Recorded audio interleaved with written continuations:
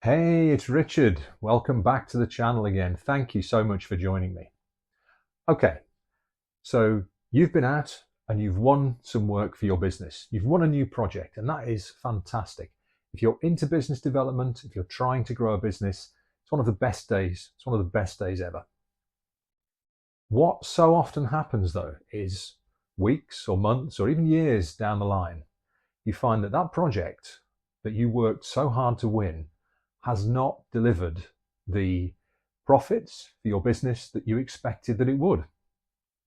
I was chatting to a client about this recently, and it's not unique to them. I chat to a lot of clients that experience exactly this, especially in project type work. And there are two main reasons why, after you've done all that hard work to secure a new project for your company, for your employees to work on, that it goes wrong. The first one comes at the moment when you hand that project over to the team that are going to deliver it. You see, we notice that projects have gone wrong at the end. That's where we see the result. But the result is not the root cause. The root cause is very, very often way back at the start of the project, where you win the work and you hand that work over to people who are then going to deliver it.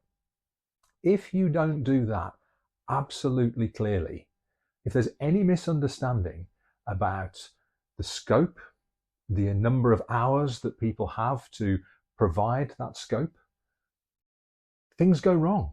And you'll blame your team, or you might blame the client, but actually, if they don't know that they are only expected, let's use an example, they're just expected to produce a simple marked up sketch for the client to comment on, and they go away and spend 2 weeks producing a fully rendered three-dimensional model and burn many more hours than you've budgeted for on your project. They didn't know.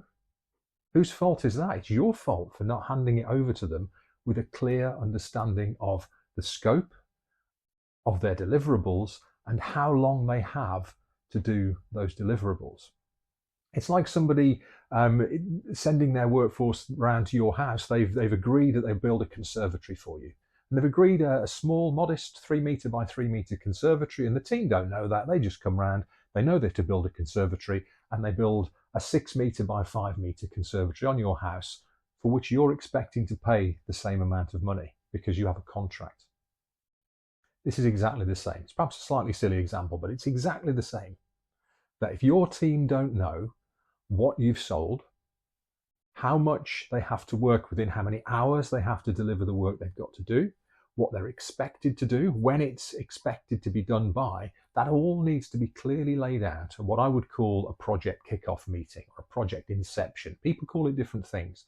But that moment where you hand the work to your team to deliver absolute clarity on scope, on budgets, on timing, that's the first place that a project will go wrong. And you won't know it's gone wrong. You'll hand that over, they'll be merrily working on it, and then you'll get further down the line towards the end of the project and find that you've burnt far more hours than you budgeted.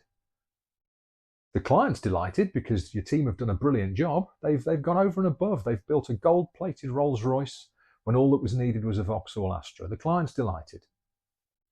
But it's your fault because you didn't tell the team what was expected at the start of the project. So that's reason number one. It's the project handover, an essential moment on any project, on any moment between winning work and delivering work. Hand over to the team that are going to deliver it. Okay. The second moment, or series of moments, comes through the life of the project. And this is where management of the client and really solid project management skills come into play, because you'll have a clear understanding of what you've sold. Maybe you've handed it over to the team and they have a clear understanding of what you've sold. But very often people want to do what the client wants them to do. And clients are very good at saying, do you know what? I know we agreed 4 iterations of this design, but we've just had some other thoughts and actually we're not sure. And we need to show some more people other things, other options to get sign off. Well, this is work you haven't budgeted for. Bluntly speaking, by all means, do what you can to delight your clients, but you have to be commercially minded as well. You have to be commercially minded and solid at project management. And if you're not, And if your team is just going, yeah, that's fine, and they're producing more work for the client to keep the client really happy, but again, that's work that's not budgeted for, you'll get to the end of the project and find again, oh, we've burnt all these hours. We can't really go back and bill the client. You can't go to the client at the end of a project and say, oh, hey, all that extra work we did. And I say, what extra work? We just asked for things along the way and it was all fine and they were done. We didn't realize that was extra work. As you are going along, at the earliest opportunity, you have to talk to your clients about any additional scope. It's about a clear understanding of the scope that you've agreed, making sure your project manager, your project delivery team know that, and then having them with the skills, and it is a skill to manage a client in a pleasant way. It doesn't have to be confrontational, but to sit down with the client and say, hey, look, we agreed at the start of the project we would do 3 iterations of this design, let's say. What you're asking for is really a 4th and maybe a 5th. So yes, we would absolutely love to do that for you, but it's additional scope and I'm afraid I'm going to have to charge you more for doing that. Get into the habit of having those kinds of relationships with your client. It doesn't mean every time they ask you to pick your pen up, you start to charge them more money. If you're smart on a project and you have a little bit of budget to one side, or you've got some contingency in there and think they're a valued client, we want to keep them on board. If we just do this quick bit of work for them, tell them that you're doing it as a one-off favor. Say, look, yeah, we're doing okay on this project because we really value the chance to work with you or whatever. We'll do this one, but make sure they know it's a one-off and not something that's going to happen every time.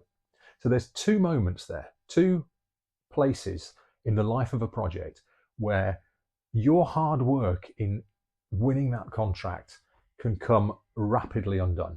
Project handover right at the beginning, getting the scope, getting the time scale, and getting the deliverables agreed and your team understanding what they've got to do. And then managing your team and managing the client and reviewing that project as you go along to understand where you are against the budget, and is the client pushing the boundaries a little bit? Is the client asking for things that aren't in the budget that you feel like you should do? You have to talk to them about that. So there you go. A couple of really lessons on good project management. I'll do some more of these, but it was a timely topic because it was something I was talking to a client about recently. It's something I've done well and done badly in the past. I've been on the receiving end of both sides of the things that I've just talked about. So I hope you found that useful. Do please like and subscribe to the channel. Tell other people about it. I'll be back next week with a video. In the meantime, have a great week. Cheers.